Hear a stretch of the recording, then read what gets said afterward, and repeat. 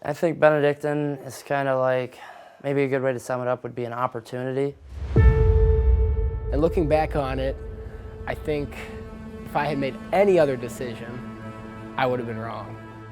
You get people from really far away that like grow up in the suburbs, you got the kids from right around school, and they all come together and they've got the guidance from the monks in the abbey, and they've got teachers who are pushing them to be their best and to spread out and diversify what they're able to do. And the school becomes greater than the sum of its parts.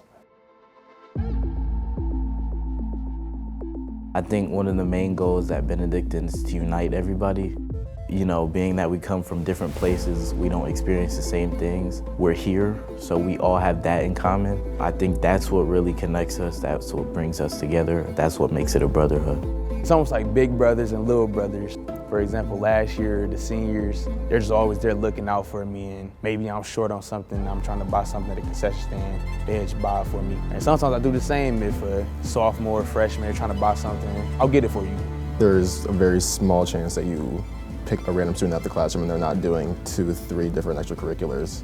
This guy plays hockey and he also writes for the Bennett, or this guy plays football and he's also part of the media team. Benedictine offers a sort of teamwork as well that is kind of unmatched.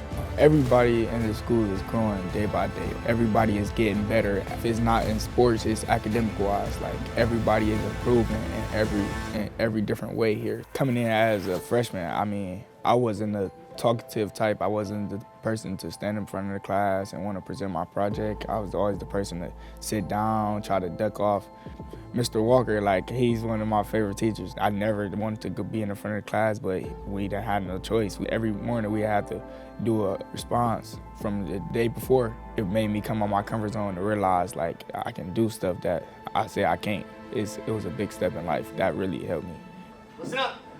According to Ralph, what is the last thing they need to do, CJ? Here at Benedictine, we have high standards, and we expect you to meet those standards. That's why you are here, because you want to become a man of Benedictine. Your personality is welcomed, but your production is required. The guys know what the expectations are, and they have been rising to those expectations. But we have real-life conversations that relate to the novels that we read. I want to hear their opinions. I enjoy coming here because there's a standard, there's accountability, but I can also be myself. Number 1, in your book, we're going to read the first half.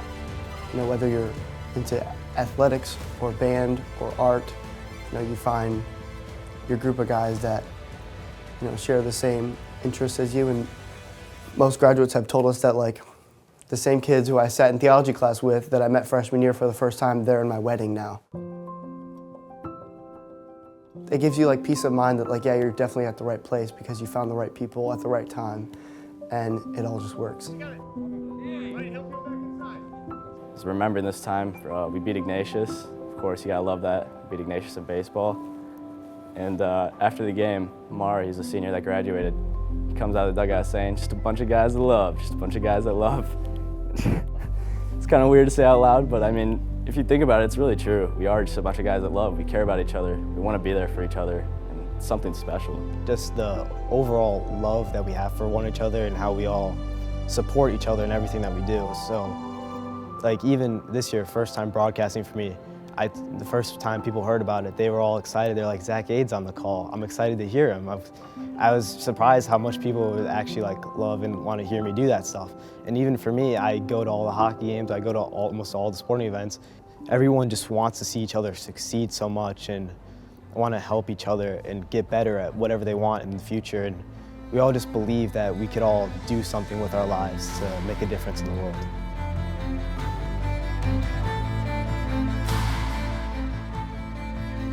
Benedictine, it truly is like a second family to me. You know, being here with my brothers, with, you know, the faculty and staff even, we're just one big family. We all care for each other so much.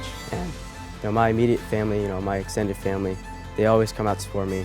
You know, recently with the end of the hockey season, you know, my family members all show up for senior night in the last game, and, you know, seeing my aunt post something on Instagram, you know, she's saying like, last 4 years have been great. You know, that really means a lot to me. You know, I can't thank them enough for supporting me and everything. I love everybody here in my family so much. we just want to support each other the best we can, and we're always trying to do that. And I think that's what really drew me in, because you can become the best man you can be because of that sport, because of that drawn in force or love to support this school and support each other. I think we do it because we want to see things succeed. We want to see Benedictine thrive. And I think it's also because people appreciate it, even if, it might not be everyone seeing the behind the scenes work that goes into it. But that's not really the important thing. And I think that's something else about Benedictine. People are doing things, but not because they're going to get recognized for it. It's definitely a time commitment coming here. There's nothing short of dedication that you need to be able to have so many extracurriculars, but it's definitely worth it in the end. There's no shortcut to things. You have to put in the time and the hard work in order to get where you want to be. And if you don't, it's clear that you haven't put in the work. The discipline that's practiced here is, at least in my experience, has been different from other schools that I've gone through. It's very clearly communicated to the guys, like these are the expectations, but also very clearly communicated. When you don't meet these expectations, this is the consequence, and we're walking you through that consequence because we want you to be better. I think it comes down to accountability and ownership a little bit. I just see a desire from my child to want to be here, want to do well, and take on that ownership and accountability. The framework of Benedictine, the staff, the structure, it allowed him to do that. But just to watch him flourish in an environment that allows him to take that ownership and accountability, I think is part of what makes Benedictine a really special home for him. From the time you walk in the door, from the staff to the young men, it's just a warm and a welcome environment. And that's one of the most important things that we always wanted. We always look for a place where he's welcome. And Benedictine didn't give him a welcome that made him feel like he's part of the whole family. It's like they don't look at you but who you are, where you come from. It's like, what can you be? Your potential. And it has changed Danny a lot. The thing that kept coming back to us about Benedictine was all that they were and all that they could offer and why they wanted you to be part of that. Not look at our stuff. It was look at the people and look at what we have to offer and look at what we're putting back out. All the schools that we looked at had this attitude of, you can come here, you can come here. Benedictine was the only place that said, we need you here and you need to be here. And we felt an instant connection. Here, the environment here, the staff supporting him, giving him that extra push. And again, what I like is that you all are in alignment to the things that we're teaching him at home. Faith, community, kindness. It's easy for me to say that you have greatness within you, but to hear from someone else, I think that's just that extra push and what he needed. And so just being here, people challenging him, has just been really good for him. Here, it's more, we're all a member of the community. Yes, we're here to teach you biology or English or what have you, but you have gifts and talents to share with us too, and we want you to be part of our bigger community. This really is a place where talent can thrive. A lot of potential for both of those young guys. Yeah, and obviously top two in the team in tackles. Eshke's second with 47 and Spike's first with 51. I always talk to my papa, he went here, he's class 66. However many years ago, he still talks to some of the guys in his class and people he went to school with. He goes to lunch with them, goes to football games, hockey games. You could always find him on the top row and a bunch of people with Benny gear on. It's really tough to just narrow down what Benedictine is just in one phrase or word. Responsibility, being modest, being humble, and I've experienced championships and winning, and I've experienced the lowest of the lows and not being able to win a game for months, so it's being, humble in your darkest and highest times. What we can build, we will have pride in. And when you have that pride, it's so hard to lose it. And it's so hard for people to take that pride from you, especially when you have pride in your academics or pride in your sport. I worked for this. I sweated, I cried. I stayed up late at night thinking about how I could be better. This is the product of my hard work, and that's what we learn here because nothing is given to us here on a silver platter. We work for everything. Our grades, we gotta work for them. Starting spot on the team, you gotta work for it. You wanna sound good, you gotta work for it. You gotta go earn everything that you possibly get, whether it is out here on the floor, out there on the field, in the classroom, you gotta earn it. Nothing is being given to you, and how do you go about it to make it the best situation for yourself? And I think that's big for us to know that it's not just gonna be given to us, because it never has, but you gotta work for everything you want, and I think that's huge. I know a lot of teenagers that they're going through a lot of tough times, but I'm not sure if he's the only one, but I'm pretty sure all the teenagers that are here attending this school, I think they feel the same way. Most of them, or all of them, are confident with what they're doing, where they're heading to, and that's how we see it in Danny. In this country, we have to build a couple of things. You gotta be spiritually strong, and you gotta know where you're heading to become, like he always say, I wanna be a Benedictine man, a man of Benedictine, and that's what he's achieving.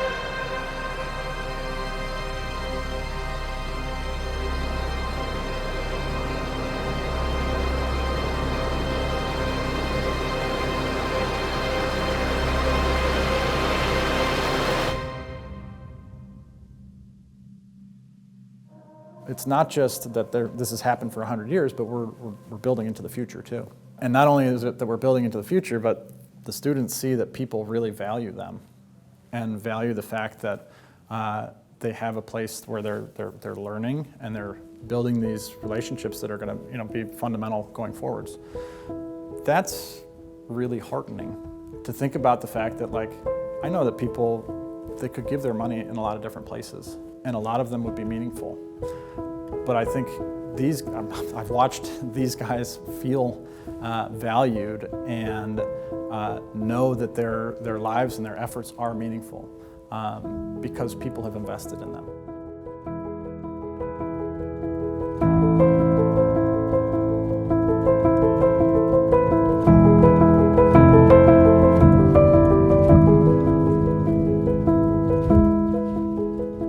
I think it's one of the really good messages that Benedictine is able to give, that their lives matter, that their hopes for the future matter. And one of our I think, great jobs as a school is to help them form those hopes for the future. Even the kids that come to school and are like, I don't want to be here, which is that's a teenager. But even them, it's a place where they are safe. It's a place where they're valued. It's a place where they are challenged if they need to be challenged, and ultimately guided back into thinking about their lives going forward as a place that they can pursue their dreams. They can pursue a good life. So I think that's one of the gifts that we're hoping to form for them.